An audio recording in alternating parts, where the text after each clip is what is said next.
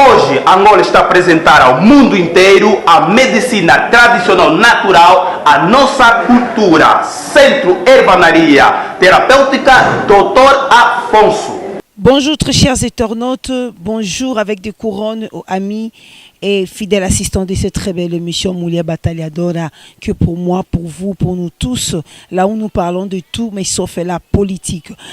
Cette émission intitulée Moulia Batalhadora, c'est en langue portugaise. Moulia, c'est une femme. Batalhadora, c'est bataillante, ce qui veut dire une femme bataillante. Moi, c'est Bitumba, une femme courageuse. Qui n'a par-ci, par-là, pour nous donner information, pour nous donner actualité, pour transmettre Nabino, qui sont très, très importants pour nous. Je suis là, votre humble servante Inancia Mauricio da Silva, l'épouse du grand réalisateur Sergio Lutumba. Une fois encore de plus, partout là où vous êtes, en Europe, en Amérique, en Asie, en Océanie ou d'autres pays d'Afrique, bienvenue à l'édition d'aujourd'hui où je ne suis pas seule à mon plateau. J'ai un invité spécial, le docteur Alfonso Lumanga, qui est le docteur en médecine traditionnelle, médecine yalikasa. Naza vraiment na besoin ya attention na bino bandeko na biso bolanaka biso bino oyo bozwaka baton ya ko charger ba unité na bino pour boyoka biso, c'est parce que boza na bonne volonté. J'ai toujours dit que musale ke narali boso parce que bino boza ko assister biso, boza ko pesa biso courage, eza ko sala biso force pour élan ya ko continuer. Lelo naza na besoin attention na bino parce que nous allons parler d'un sujet très très important que nous avons entamé l'autre fois dans l'édition antérieure au tolobaki que tango to sisaki ko limbole la bino que kosala sexe na anus ezali mabe ba conséquence nango eza hémorroïde ezali tango ozu yango eza base ya maladie moko o esala ka ressource ya ba maladie ebele l'impotence sexuelle et même la stérilité et pas ba mibali ba okoma na ba faiblesse et pas ba na basi ba compliqué ba complication maladie tellement ébélé dû à quoi dû à kosala eloko ozali contre la nature mwana mwasi na mwana mobali ndenge mokile kelami eza na manière ya kosala sexe nzela esika oyo salite bimaka wana eza esika eloko ekoki kokota te basala ngo kaka po eloko ebima vraiment. Je suis pas seul à mon plateau, na lobaka toujours mtako ko limbola la biso mama kambuana nyonso to o etali nzoto ya mutu, c'est le docteur parce que o etali politique ba homme politique ba kena peut ko résoudre ba problème na bango o etangi parole de Dieu ba serviteur de Dieu bazawana pour na ko résoudre ba problème na bango o etangi ma maladie nzoto na biso mobimba ba docteur pe baza pona ko résoudre makam na bango donc mutu na rona ye oyo nzambe atindela ye na pato lelo na mbisusu une fois encore de plus parce que na ko beta porte awa na centre Evanaria autobina langue portugais et ngolo ba centre ya médecine traditionnelle, il y a le docteur Alfonso Lumanga parce que nous le toujours que moi ça bitumba jamais na kangama beaucoup na liko remercier collaborateur Nabiso, il y a émission au Moulia Batalhadora. Je commence avec lui-même le directeur, lui-même le visionnaire, le grand réalisateur Sergio Lutumba. Beaucoup de salut. Allez remercier l'un de notre collaborateurs qui est en Paris, Papa José Pia Diavanga, que le responsable du journal Eben en Paris. Et en Irlande, nous avons le couple Vicky Louidula et la maman Mado Bikembo. En Belgique, nous avons la grande dame maman Bibi Tantona Niang, l'épouse du papa Jacques Kakwiti. Toute l'équipe de l'émission Moulia Batalhadora. Abonnez-nous à notre chaîne de YouTube, attends pas seulement Apro TV, APRO TV. Du docteur Alfonso Lumanga, tout en a variété à l'émission, surtout éducatif. Bon s'abonner sur le continent YouTube, tant vous allez quoi assister. Le boko ya mobilité, le boko à moisi, autobégan le boko à gauche. Na sewana ya vidéo, na se tout en a rectangle moko comme biso s'inscrire ou bien comme biso s'abonner. Ce qui est s'abonner na YouTube ya Apro TV chaîne oyo Apro TV oyo tolobelaka makambo nyonso éducatif atoza na unité te mais émission ekokwelela yo na page na yo enfin que tant kokoka kosomba ba unité ko charger ba unité na yo directement au fongoli ozwi eloko oyo Apro TV akokoisa donc okozana actualité ozana unité te okozala actualiser. El Produções apresenta Em Bondeiro, nossas raízes culturais. Fizemos para si o seguinte serviço de reportagem. Reportamos concertos, conferências, casamento, aniversário. Fizemos para si também gravações de filmes. Temos ainda disponível materiais audiovisuais. Não perca tempo. Contacta-nos pelos seguintes terminais telefônicos: 924 19 28 71, 913 59 9401, 939 04 31 79. Estamos ainda nos www.alpro.tv.com, www.centroderrafonso.org. Le lot tokolobela sujet moko très important oye boma mabala misusu mobala bimi yake koluka mwasi libanda mwasi pa bimi ake kolukela mama libanda oyo ate bomi mabala te bato baza toujours esika moko mais oyo asepelaka te na ndenge muninga salaka ake koluka mupanzi mususu libanda oyo pe kuna asepelaka te na oyo muninga salaka ake pe koluka lisusu partenaire lisusu libanda eza nini sexe lolenge nini basalaka rapport sexuel. Dr Alphonse Lumanga zana disponible pour na koyanola biyano oyo tamsu bandeko toyebite. Bonjour docteur. Bonjour maman Inès. Disponibilité za nini pa nangolo Yesu Kristo nzambe azolo kumupo azobomba biso biso to dépenser pona ko édifier peuple nzambe ya kofungola bango mais to senga bango mbongo te po nyoso te utepa pa nzambe.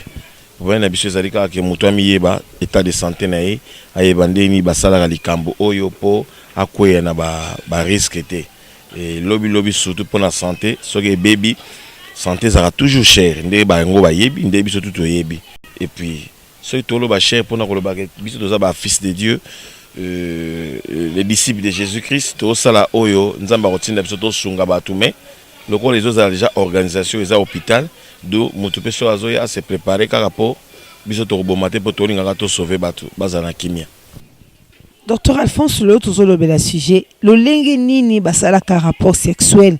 ou bien lo lenge nini mwasi na mobali bakoki ko sepela na bien na mbeto na éviter rapport sexuel que na linga les expressions ni le rapport sexuel bosangisi ya nzoto ya mwasi na ya mobali. Docteur Alphonse Lumbeli bisongo bosangisi ya nzoto ya mwasi na ya mobali. Est-ce que tango mwasi na mobali basangana kabongo nde balobaka nzungu na nzungu ya kana mufunuku nango? Est-ce que sexe na sexe pesa kana mo ou bien ko oye conjoint na yango ou bien eza na forme na yango? OK, eza proimité. Alors en tout cas peuple de Dieu tozo benda bino matoi mingi tolingi tolobela bino likambo ya sexe. Nzungu na nzungu eza kana mufiniku nango. Okoyeba ndenge nini nzungu na yo na mufiniku na yango. Les problèmes eza yango wana. Na banza lelo bo to fungula nteke po papa yo yebaka po emsusu yo kute na mwasa munoko munene makamona ina loba na ebike sa pasi emsusu po benda mwa ba yibilili mais il faut na lobaka po eza nteke il faut na panza différence ya sexe ya mwasi et tant to loba ke mwasi baza mibale baza mwasi ya munene na mwasi ya muke mwasi ya munene sexe na ebo excuse biso vagin ezara tout le temps mouillé. Moi si ya mukie vagin ezara tout le temps sec. Alors eloko nini o esala ke mutu ayeba sexe directement ya mobali ya mwasi. Nzambe atela bisongo na munoko. Soko moni mwasi munoko munene.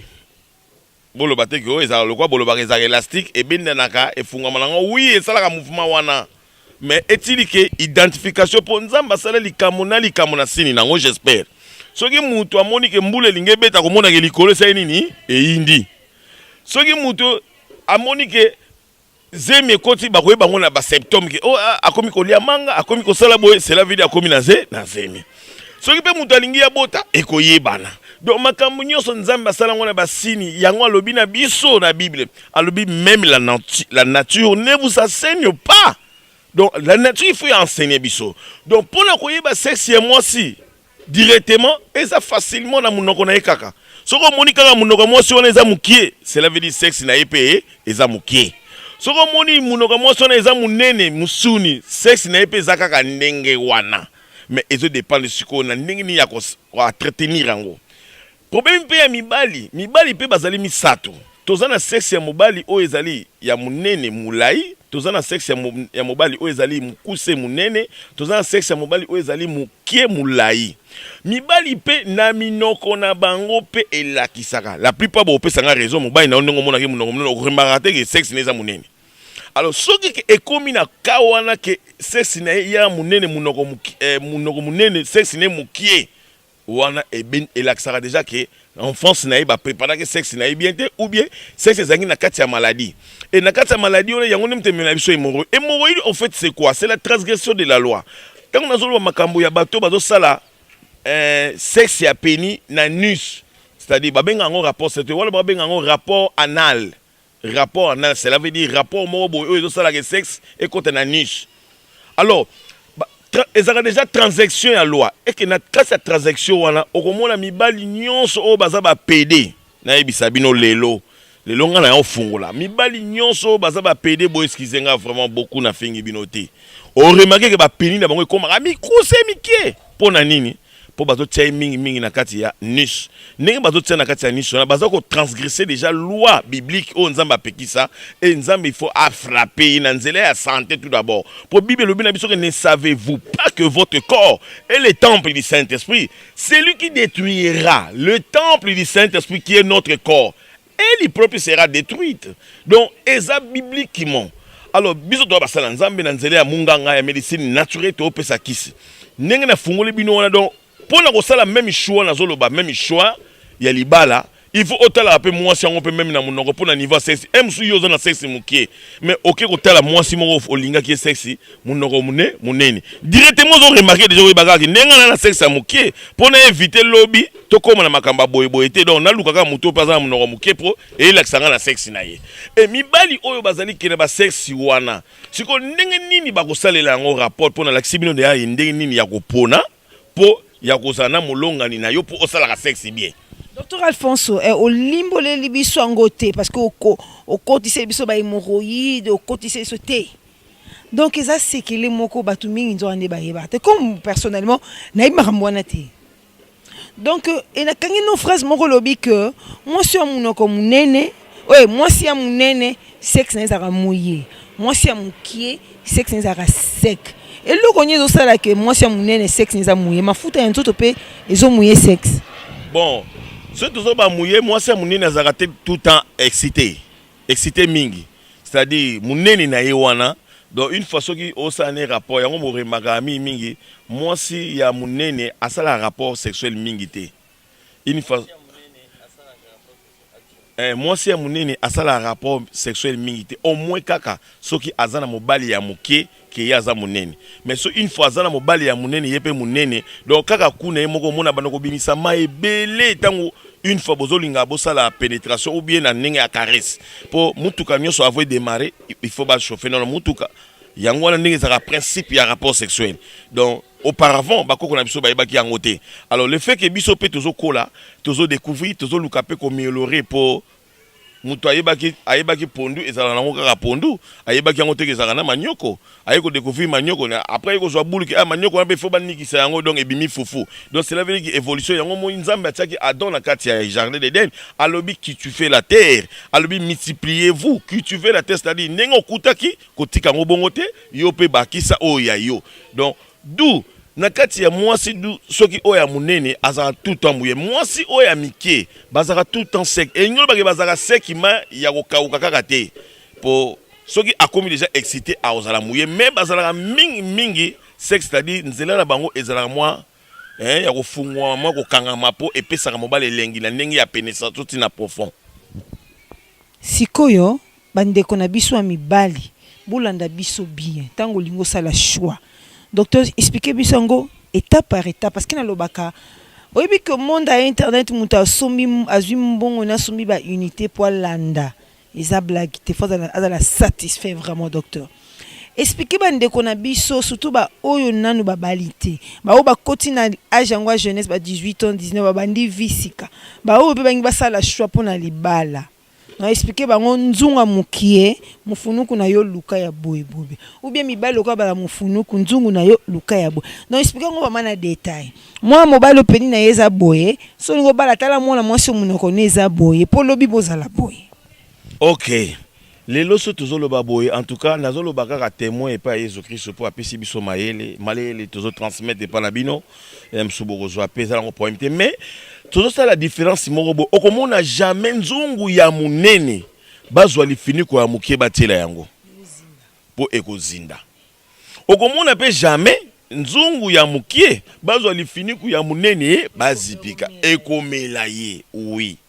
On a topesi l'ICC pour la nini, il y a faire comprendre batu ndenge nini, il faut pas même la makambo. Donc chaque chose il faut mettre au tiango na place na yango. Mais na kati ya sexe, tant toujours le baké, mobali pour na osala choix. Et ça simple. Pour les lobo zokuta na pena ba défaut ebelé. Papa na bina zaka na hémorroïde aboti yo, mwana pe hémorroïde ko ezaka héréditaire et côté pas mwana ba testicule ya mwana ekomi kolimo na bo mwana ekomi kokote na kati ya libumu mama pe azozwa tante azo ba hernie amei mwana na hôpital pour ba opérer et tout là et simbité mwana na komi na faiblesse pour ni hémorroïde de ce côté mais tant mwana ebide yaki ngana na peni ya muke mais amoni par exemple ya za nzoto mikie soko moni de amwasi wana il faut ozwa na référence et pas ya mama na bango alendi nanu ya kozwa référence et pas mama na bango il faut tana no monoko na ye so tali yaki ngala mezi po mutu nyoso nenga za boy ayebi mezi ya sexe na ye omoi kaka basi nde une fois so ba monike azo sukola amonike fragilité sexe ne fungwa minde akoloba na mona sexe na ngeza su bien te mais et pas mobali nyoso ayebi yaki ngala za sexe ya munene ye kuna za sexe ya muke yo mo yebi mezi na yo alors tango yo moni déjà mwasi omoni déjà muke munoko boule munoko muke oyebi yaki mezi o eza yanga siko mwasi yango aza muke otala siko na futur ne akoyi kozala nani na futur ne il faut se référer siko na kati ya famille na bango entre papa ou be mama mwana ona lendi nani soko tali elongi ya papa na za nani papa na za mukie makasi otali pe mama soko moni mama na ye munene lokola za mwana mwasi cela veut dire quoi tango akokola akobota premier mwana deuxième mwana okomona ye akoya munene pour référence azo pese pa ya mama na ye soki omoni mwasi wana aza munoko munene. Docteur, excusez-moi, mon na soba olimbola. Tant siko akoya munene, c'est là que sexe na epe eye munene. Tant ya goya munene, le fait que yo so mona déjà futur na pas maman na ye, sexe ne goya munene te poni ni bo ça s'habituer déjà poni ni yo yeba déjà mesure ya sexe na ye, que sexe ne za muke. Alors na moment oyo po zwa ki idée déjà ya sexe na yo, oyebi déjà ki oyo eko simba na oyo yanga. Po na kati même ko somba li papa ou bien sapato mama okomeka. Mais tout solo balabino te bo meka kana no avoir ko sala te po ndenge ya na yo la kisaona ingo ba ke yango nde so meki so yebi mais na sapato okomeka so moni li colonne koti yo lobi ke si senior o e kotinga o e kokinga pona za lezi o e so e kokiyo te okolongola yango même na kati ya choix na niveau ya nzoto po mariage eza na kati ya nzotobologie eza na kati ya spiritualité te yango Adam a été condamné à Ève, Nzambe alobi, la femme que tu m'as donnée, cela veut dire que Adam, Nzambe ne m'a pas ça qui est moi aussi. Ezalaki nango Adam te mutu na posa na ye. Pour ceux qui ezalaki na posa Adam, moi si n'est pas lingaka yoka. Que eloko bona yebisio bo eloko la Nzambe ne m'a pas ça qui Adam moi aussi. Yango moni Adam lobaki la femme que toi tu m'as donnée, cela veut dire que moi-même je n'ai pas eu le temps ya ko sala choix na nga yo mutu pesa kinga. Cela veut dire que yo mutu o assumir oyo ekomeli biso. C'est ça. Alors, tant que nous avons kati ya sexe, une fois que mutu amoni déjà moi na ya moi sinzoto mike à se référer à la maman na bango munene donc yebango dans le futur moi na moi si a okoma peka lokola maman na bango ou bien lokola koko na bango yo lokola ozala mbinga munene soko yebike nga epe à la futur na nga na kozala munene donc il faut éviter déjà moi na opo yebike futur ne beaucoup minene au moins que ozana bolingo makasi soki possible médecin na bino pour sexe peut s'habituaka une fois soki bo médecin déjà ko sala rapport et nyonso boko zwa rythme mo ba benga ngo plié à la machine donc vous êtes plié à au sexe donc possible médecin na rythme au moins que ata moi si akomi munene mobali pa komi mbinga possible médecin na bino il y a pas un problème mais tant que solo ba bongo pour ni ko éviter ba divorce pour divorce tango yaka c'est en tout cas mes frères et sœurs ngana courir nango en tout cas j'ai souffrir na souffrir na divorce, na souffrir à kotika bana musika nanga, na souffrir mon frère, na okosote. En tout cas, ça fait mal au tika bana na yo. Et si quand moko boy o yo zo rendre compte te na eloko yo sala et bana na petango bazo lela bazo luka présence ya papa na bango et toucha quand même biso ba papa au moins que os no papa irresponsable peut-être et pour komi na mbongo ebele mais nzambe ko sambisa ba mabala mingi nzambe ko sambisa ba papa irresponsable ako sambisa ba mama ba irresponsable s'il vous plaît tozolo ba yango. Alors na moment tolo ba bon tolo ba pona sexe donc moi mon bali tango yo zo lingo sala show ya moi si t'as la référence yango moni mobali ava kutana ba moi a kutena moi si a référent à peine ba ndeko ya moi si on a pour azwa moi ba identité sauf que lelo ba ofeli ba komi belé ba papa ba kufi ba mama ba kufi ba misusu ba zo ba tante ya kolandela okutaka na tata moi si okutaka na mama leki makamni so leki nango bien etilike biso ba minga ngai photo sala pe musana biso ya koloba ke ko orienter lokola ko orienter public futur ou bien peuple ya Nzambe ya ba o bazolinga koyela biso po emso koyela ngana na ndako lobi kote ngana lingi sexe na ngai ya munene sikoyo na ba tobani na sexe no ya munene eko ya munene oui sikoyo yo mona ozana maladi o kendeke pa mama moko boye le peuple de Dieu bazo se rombrier a vimbiso sexe tala kabamba sexe wana siko ekomi na kati ya mbetu moi si ola yo ka elengi moi sa komi koyoka ka passe mais yo zo comprendre zo kasaka ko ndeka zo ka passe na zo nyokola he mbonga tata na ina mama na yo ayaki oza ngiye ngala mona mama leki na ifona nyokola te nakata bolinga za ko nyokola te eza plaisir donc mususu ifo ayoka mususu ayoka ngo koyoka wana nde mutezala ke na moment moi si azosala azolela na suka emsu kebite bosisi boy alobi chérie merci yo tuni oh merci anini habité osale au passer dans un rapport kitoko na sepeli nango omoni ke esala moi c'est et puis moi c'est soki ako ayebi ke ubio yo sala ka ebie ba réaction na bango ezalaka moi si ala kisaka ba réaction soki mobile azo sali azo satisfaire yebe na mbetu ezana ba réaction wana to ke nango mukolo mususu ba réaction em supe to ko bango mais etili ke to lingi to lobaka ke na batu nyonso ke il faut ko yeba ko sala choix côté wapi ba maladie ezokomela biso poni ni tango divorce ekoti moi si na mobali basi ba mesana ki 3 mois 4 mois orotika la mingi ko remarquer ngo une fois bato bavanda nga couple bazaka déjà habitué à faire rapport sexuel tout le temps une fois tant qu'on divorce ekota pan so ba na contote mobile côté kuna okenda ko mobulu moi si côté pe okenda ki mobulu po nini bazana référence moko ya rapport sexuel ba na ko sala parce que mobile azoluka a retrouver le même goût oyé à perda moi si pas azoluka a retrouver le même goût oyé s'habituer ki nango pona ko sepe pona ko ya bolingo et nango ngana ba komaka mutu na mutu azoluka luka soko zana contrôle te okwe se tomber na makamba sida o tomber na ba maladie mabe o tomber na basi ya mabe alors na place où on a divorce c'est ça ma bé tant que tout le monde derrière qui n'a qu'à tirer rapport sexuel et zo memela batu ba maladie ebele ba hémorroïde ba maladie ebele zo boma alors nzamba lobela sexité pour na nini apesa ngo importance cité pour ce apesa ngo importance mingi m sous c'est sûr que biso to ngato comme na ngo so inde yango lelo moni ça te na pesa ngo importance makati pour nini alingi amema bana nzamba na kata distraction à sexe pour nini emema bango na kati ya kozanga boyebi ya nzambe. Docteur Alphonse, Nayoki yo kalamingite uti ko mentionné que divorce ça passe parce que yo pour passer na yango moko ba divorce. Est-ce que tangu yo kota ki na divorce da ki pe dû à sexe ya ko sala choix mabe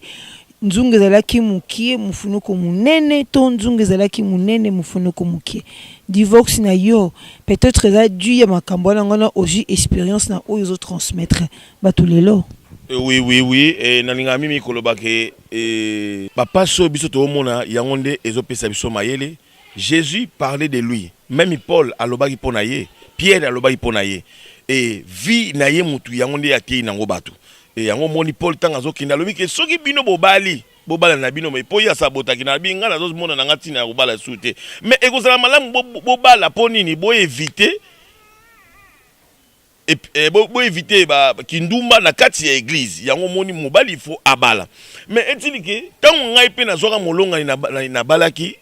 nazoki molongani na landaki pe conseil tata moi cité pour ba parents pe ba pesa conseil tata moi ça bisinga bi non faut faire très attention yo loko ozang mbinga oza mobali mbinga il faut luka moi si ya moké tala source place yango ezali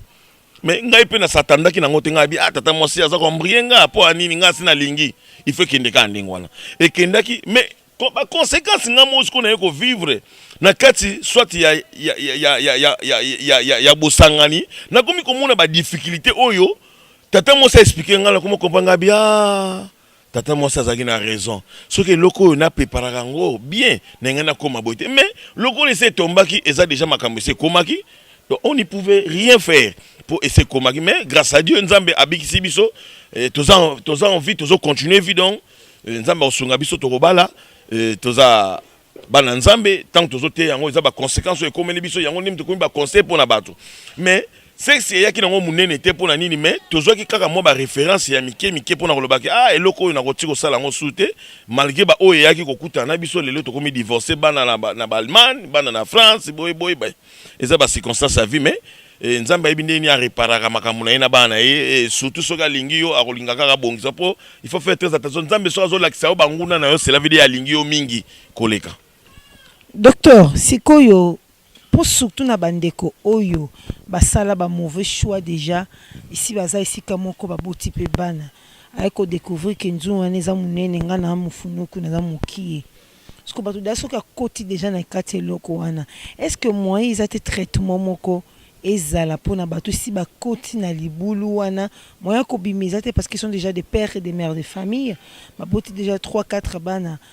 tolobeli awa ke divorce za mabe est-ce que moyen ezali na traitement na yo sala ka que ekoki ko aider bango na ba traitement ba sexe na bango et c'est conjugué bien. Bon, moi ezali lokola médecine eza déjà évolué nzamba zo bimisa toujours bato po ba pesa la solution mais ba o ba aller na kati ya libala soki dia makambo esalami to ba kotala na niveau ya maladie nde to ba ko référer que eloko boyepo sexe ba tiango pe na niveau ka te ezala munene par exemple ya mwasi efungwa maka imaginons que muntu munene boya bima na kati ya sexe ya mwasi alors efungwa manango ebende na mais ezala ba précaution pour na nini ko sala que sexe wana ezonga bien pour lelo na pesa moi référence mon boy na tango akala ba papa na biso ba koko na biso une fois moi c'est soka boti na kati hôpital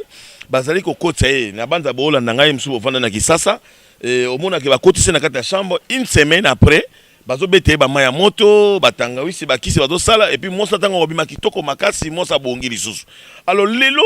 phénomène on est allé sauter comme une fois moi ça boti lelo ba pese antibiotique lelo lobi pe abimi OK au moment où moi si azobota hernyonso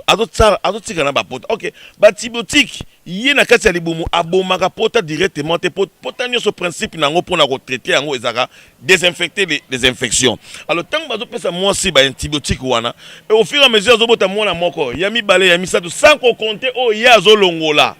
o ye azomela ba pilule oyo ye azozwa ba misu ba koma kosala na ba maya ba mungwa misusu na ba maya pondu ba nzete ya pondu en tout cas biloko la nyoso tango yo akimilango yango moni bible lobi na biso na Exode 23-26 elobi ke akuta mwa so longola kazemi te cela veut dire que oyo azolongola zemi lobi akokuta na stérilité lobi akokuta na myome lobi akokuta na kyste lobi akokuta na fibrone nyokankao eko compliqué vinaye akosela ba koko ba noko mais ye moko azo ba tendeni nazo tambusa santé na ngandeni nazo mais so kuta na ide ya so bali on les a problème te nzamba kosunga biso tokoyeba kosala yo traitement pour nini sexe na bino ezonga pour moi si mon benganga déjà papa c'est mon bail na muke na yo ka kuta lengite za kaso ekotika boy boake sili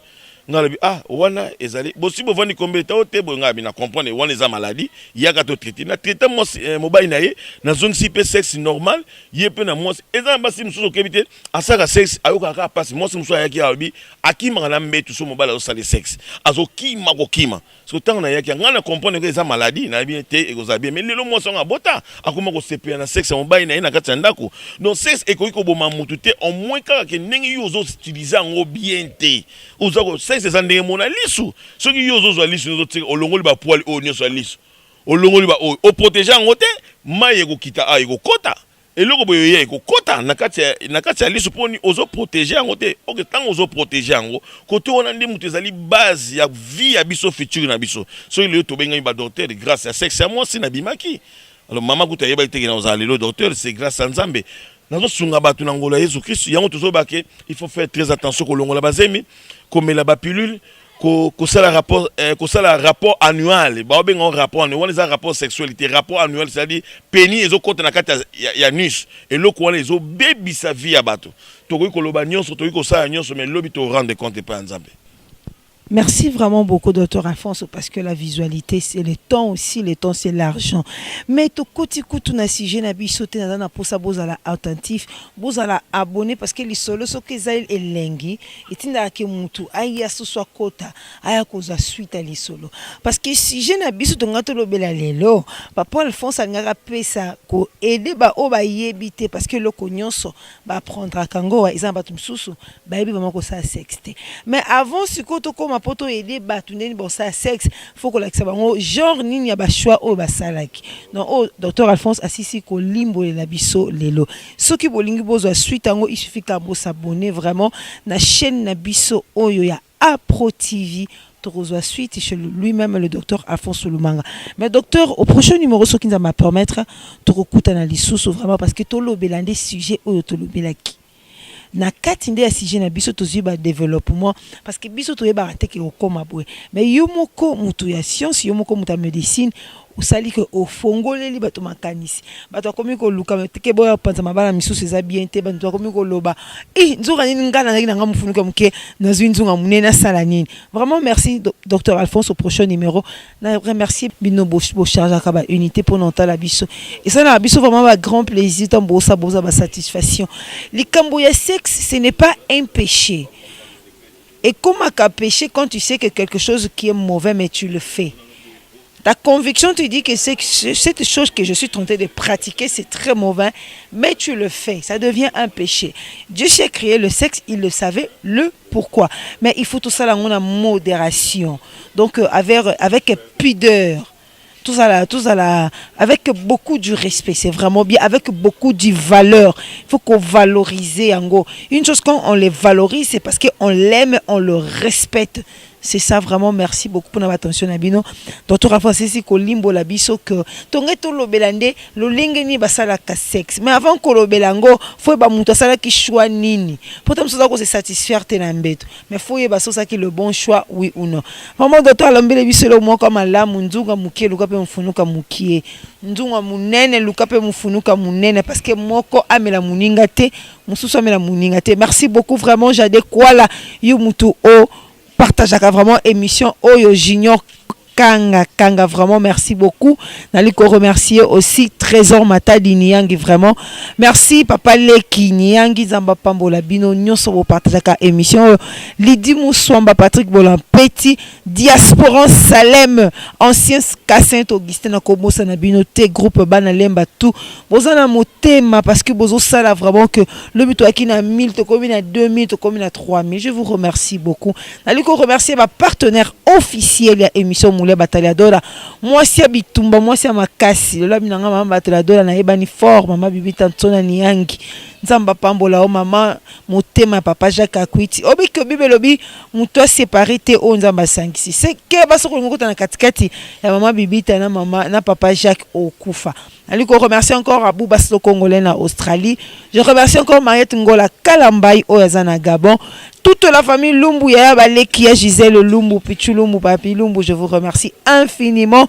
La famille Malek Pelo papa Jojo Mandiki Mapata. Mais bah respect bah le kumu. Et ils ont dans la grande famille Bikembo papa Mouzé Bikembo Zamba Batelayo parce que moi la petite Samuel. Vraiment au prochain numéro ce qui nous va permettre Tokokuta na lisusu Bagino Mbaya Zamba Pambolayo Mardoché de la part de grands réalisateurs Serge Lutumba, toute l'équipe technique bah pareil te lobby. Ok, parce que AL Pro TV et Aliko Sam Salamakasi. Vraiment, je vous aime beaucoup. Au prochain numéro, vous s'abonnez à la chaîne Nabiso Tolobela Makamba bien na Apro TV. Vous avez solution Makambo et belé. Ciao.